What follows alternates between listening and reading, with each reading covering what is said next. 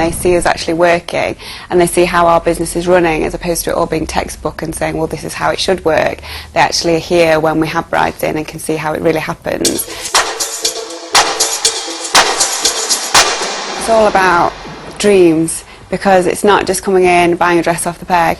They're coming in often having dreamt about this since being, you know, a little girl, and they have that vision in their head. So when they come in, they have really high expectations, and we have to meet that and exceed it every time, because the last thing we want is someone walking out the door feeling deflated, thinking, you know, I've been waiting for this all my life and now it's come and it's not right. If we let anybody down through you know, the provision of a dress or even accessories, then it ruins a very special and indeed a very expensive day, not just for the bride but for her groom and all the people wrapped around those two very special people. Well, the reason why we got involved with the source was because neither Francesca and I had really been involved in retailing as professional retailers, so we didn't know what we didn't know.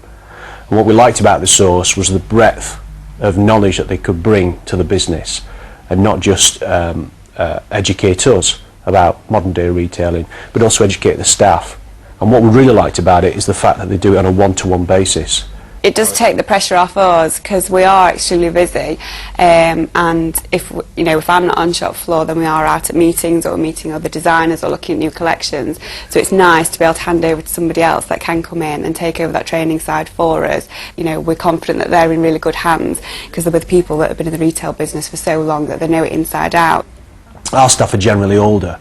Our oldest member of staff is, I think I'm out to say, well, I'll not mention her name, but she's 70. She's able to relate in a third dimension, which we as managers can't relate, which she relates to the people from the source in this three-dimensional way, then perhaps she's unable to relate to us as a, if you like, direct line managers. I've done some retail before, but obviously when you take on your own business in retail, it's completely different. You come at it at a completely different angle, and to have somebody else there to say, well, actually, have you thought about this?